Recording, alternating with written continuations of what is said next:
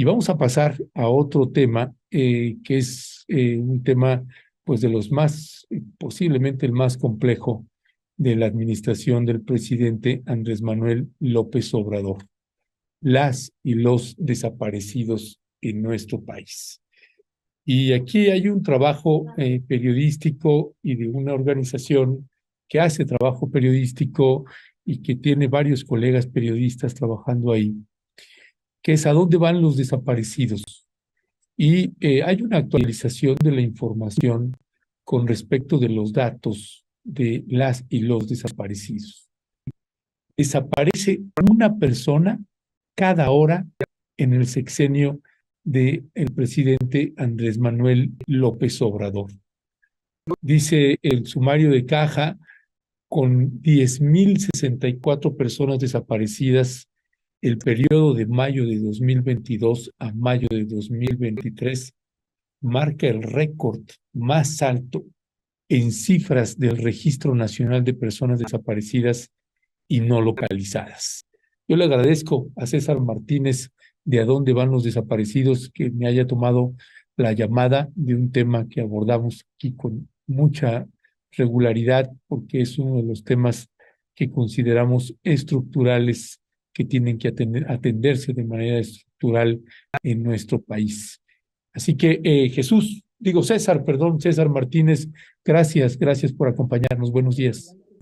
Ernesto, ¿qué tal? Pues un placer. No sé si me escuchan bien. Te escuchamos perfectamente, César. Pues cuéntanos, César, estás haciendo una actualización que me parece pues bastante pertinente, una información cruda y dura de la realidad que tenemos en esta pues tragedia humanitaria que no se termina en nuestro país. Cuéntanos, César. Sí, claro, pues les contaré un poco cómo surge la idea de revisar las cifras nuevamente. Son unas cifras que están disponibles todo el tiempo para quien quiera consultarlas. El 16 de mayo de 2022, México rebasó la cifra de las 100,000 personas desaparecidas. Al cumplirse un año, el 16 de mayo de este año, nos preguntamos cuál es el balance, qué cambió o si cambió algo después de llegar a esta cifra de las 100,000 personas desaparecidas. Es en ese contexto en el que me meto al registro, en las cifras oficiales disponibles, y comienzo a revisar los datos que nos arroja esta base de datos. Y pues encontramos que en este periodo del 16 de mayo de 2022 al 16 de mayo de este año, pues se registraron, ahora te digo, aquí tengo la cifra, pues sí, justamente este dato que estabas dando, 10,064 personas desaparecidas, al hacer el promedio por hora, pues es más de una persona desaparecida por hora. Empiezo a recorrer las cifras anuales de los últimos 6 años y justo en el periodo de esta administración se rebasa este promedio de una persona cada hora desaparecida. Pues ya de plano me pongo a revisar del 1 de diciembre de 2018 a la fecha, y es así que llegamos a este dato de que en esta administración una persona ha desaparecido cada hora, que pues es un tema bastante doloroso para todas las familias.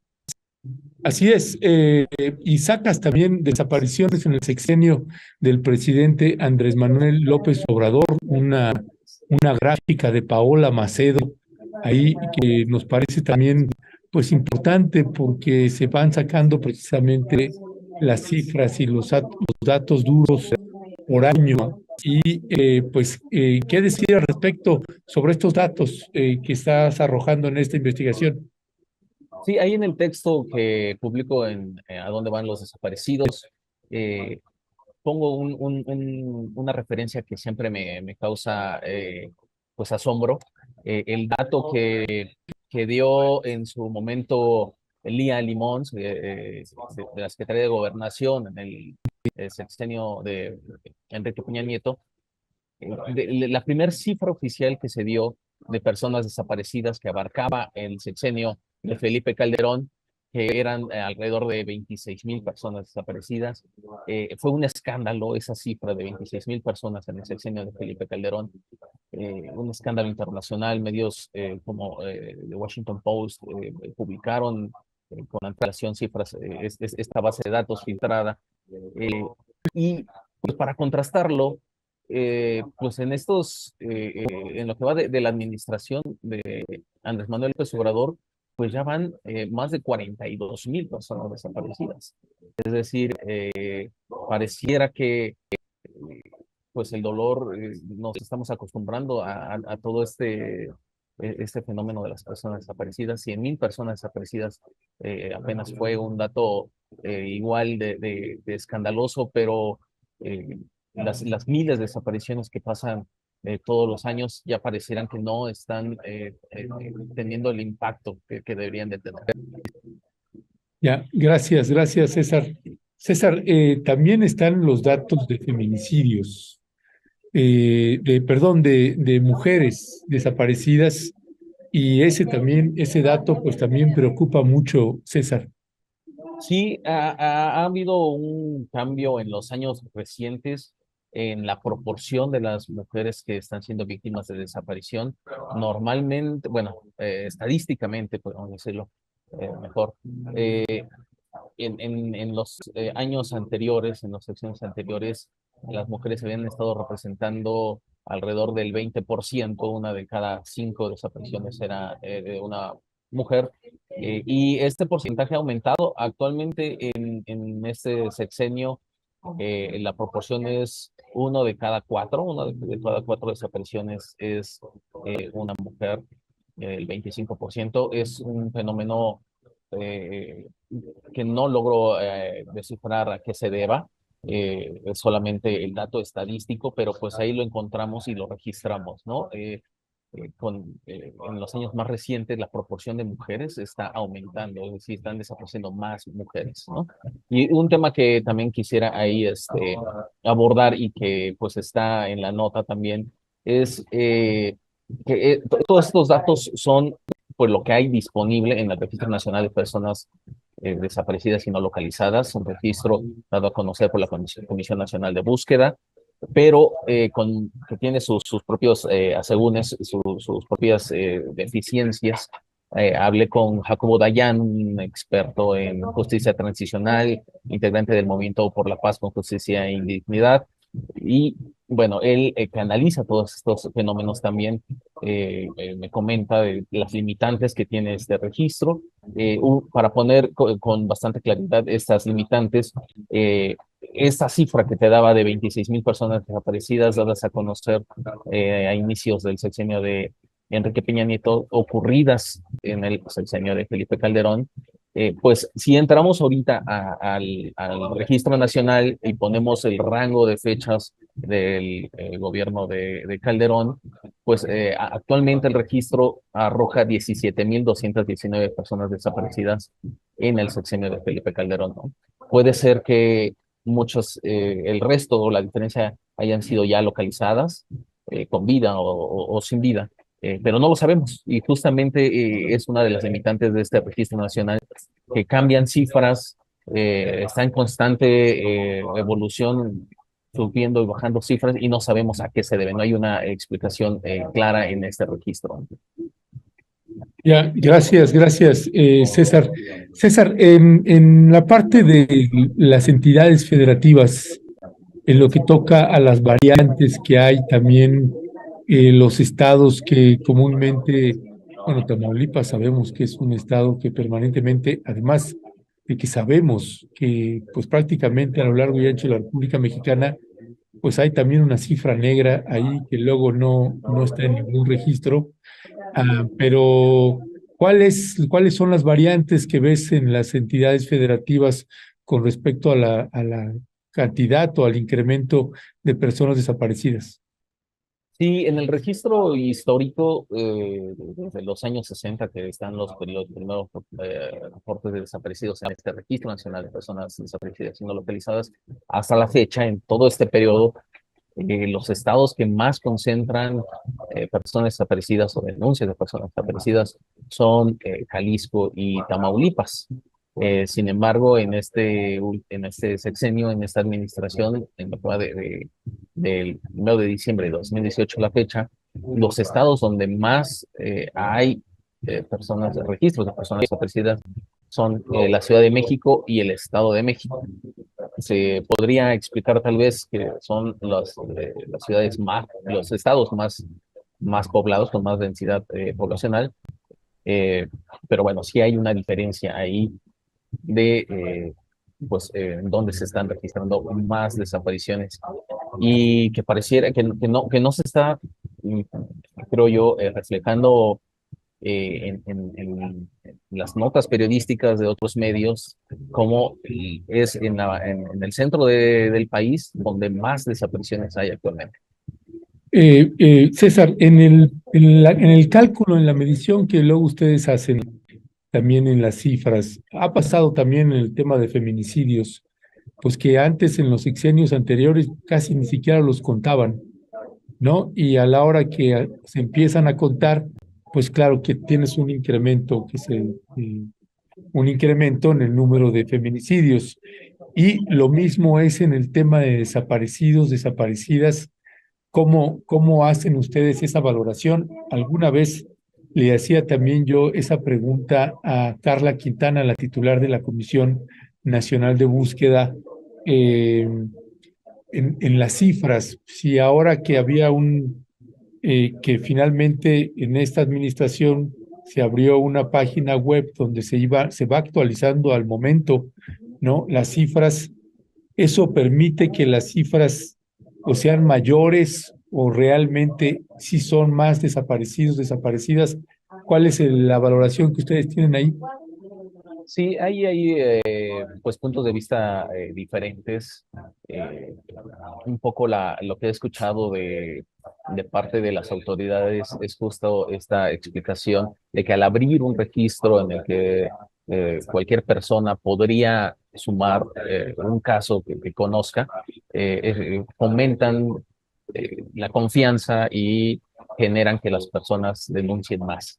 Y por eso hay más registro, ¿no? Como diciendo, hay más confianza en las autoridades, entonces las personas denuncian más. Sin embargo, en esta plática con Jacobo Dayan, en la que hacía referencia, también me comenta y en el reporteo diario que realizo, lo he podido corroborar que el registro también tiene un subregistro, pues no es extraño hablar con personas de colectivos de familiares de personas desaparecidas que te digan, no, pues es que mi caso no está en el registro, ¿no? O en mi comunidad hay 100 personas desaparecidas y sabemos que en el registro solamente hay 16. Es decir, también hay un subregistro. Jacobo Dayan planteaba en esta plática que tuve para la nota, no lo plasmé ahí, pero uno de los planteamientos que él decía era que la única manera de tener un registro más o menos confiable sería que alguien se dé a la tarea de buscar a todos los colectivos de todos los estados y pues ir ahí cotejando sus propias listas, sus propias bases de datos con este registro. Él estimaba que podrían ser mayor la cifra todavía. Gracias, César. Dice Eduardo Macías, Ana Briceño, qué bueno que mencionas esto. Bueno, no, ese no era el tema. En el sexenio, dice Ana Briceño, en el sexenio de Calderón hubo un subregistro importante. ¿Qué tan confiables son los datos? Deberían ser más específicos. Pues es imposible, déjeme decirle, es imposible ser específicos precisamente porque hay vacíos ahí de información y que claro, al no ser autoridad, pues no tenemos la posibilidad de tener una precisión, pero sí esto que está haciendo a dónde van los desaparecidos, don César Martínez, que es colocar dónde hay esos vacíos de información y que pues generan que la cifra pues sea una cifra pues no necesariamente real. Nos ha tocado a nosotros, por ejemplo, que trabajamos mucho en Tamaulipas, los reportes de cuando hay enfrentamientos, como pues de pronto llegan camionetas, a veces oficiales de la policía estatal, o a veces del ejército o a veces de los propios cárteles y levantan los cuerpos y se los llevan quién sabe dónde y no hay registro de nada de eso, o a lo más hay un registro en el mejor de los casos de una persona desaparecida o de varias personas desaparecidas, pero hay posibilidades de tener información más real, pues sí, pero tendría que haber ajustes importantes. Pues César, para despedir, una reflexión final con base a este trabajo de investigación que estás publicando en A dónde van los desaparecidos, pues las obligaciones o los desafíos importantes que tendría que tener, pues ya el último año y meses de la administración del presidente Andrés Manuel López Obrador. Sí, bueno, pues un poco en el mismo sentido, reiterar que este tipo de notas son como fotografías de un momento con la información disponible, justamente. Es la información, recordar que al final es información oficial con la que se está haciendo este recuento disponible a esta fecha. A lo mejor cambia. Ojalá pudiera ser más confiable, pero es lo que tenemos a la mano para poder ir haciendo pues radiografías de lo que ocurre. Este fenómeno está lejos de llegar a su fin.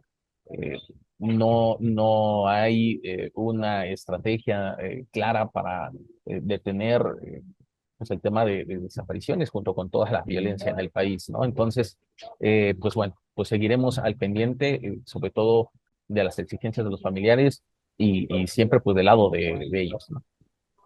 Muy bien, pues César Martínez de ¿A dónde van los desaparecidos? Muchísimas gracias por tomarnos la llamada y gracias siempre por este valioso trabajo que hacen las compañeras y los compañeros de ¿A dónde van los desaparecidos? Que tengas buen día, César. Muchas gracias. Gracias, Ernesto. Hasta pronto. Bueno, pues ya escuchó usted estos datos, pues tremendos, tremendos. Y bueno, eso uno puede tener distintas lecturas. Lo que uno quisiera es que esta pesadilla termine de una vez por todas.